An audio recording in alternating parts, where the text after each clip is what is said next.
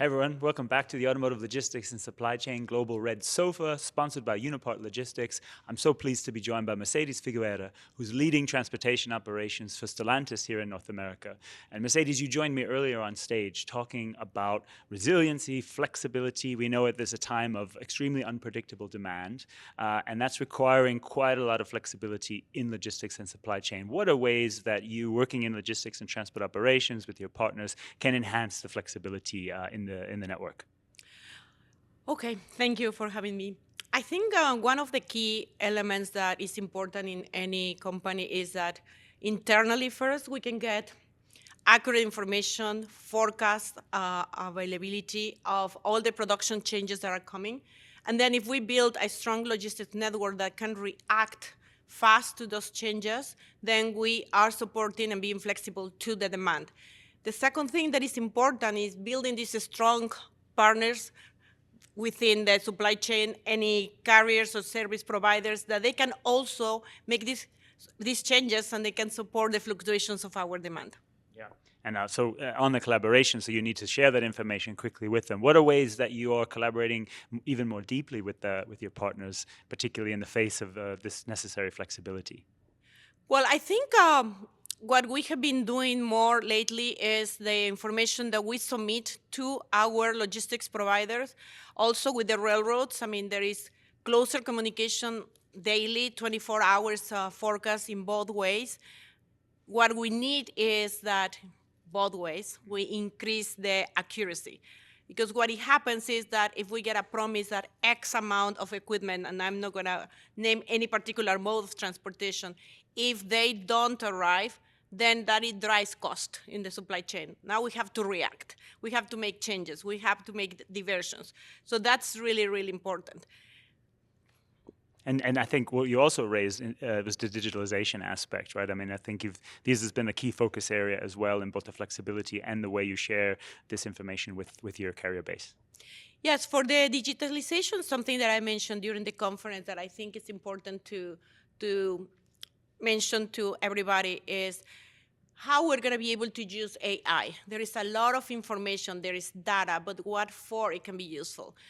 There is a company that is trying to do like a study, like a major study, gathering data from other two big OEMs and trying to see if they can include us. We don't know, it's like entrepreneur dream, right? And if they can consolidate the daily information, having all the ASNs of all the suppliers, they have in their database all the packaging, so then they will know all the live trailers mainly that they are moving across the US and identify if there is a capacity available and see how we can leverage. That's a dream that we will need to see if it pans out. We will see in the next, I don't know, year or two.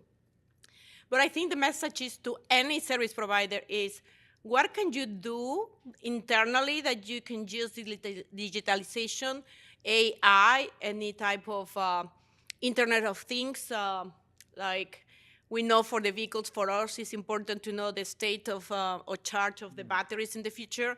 So then if we know in advance, then we know and we can be prepared. So that part, whatever they can do, so that they can share with us is going to be useful. And then I think in the opposite direction, like I previously said, we have to provide accurate data as well for them so they can plan.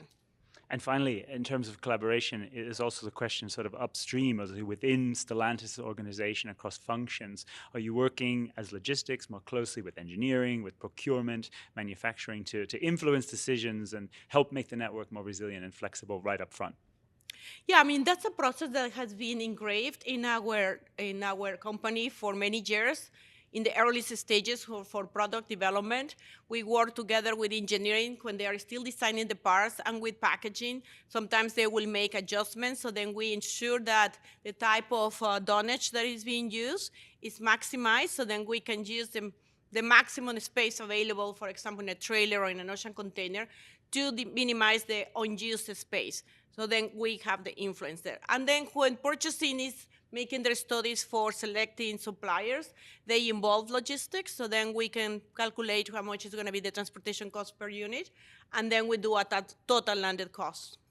So that's a very strategic approach, and as you highlighted, I'm sure all this can be enhanced in the time to come with digitalization, with data from the supply base, moving in both directions. So I think from that we get a really good idea of some big opportunities to increase efficiency and flexibility. Mercedes, thank you so much for joining us here, joining me on the red sofa. So keep following us on LinkedIn. We'll be bringing you more highlights from the event, including from the red sofa sponsored by Unipart Logistics. And you can also read more about our speakers and key insights at our Automotive Logistics Live blog. A lot more to share as well from this and other events. We'll see you real soon.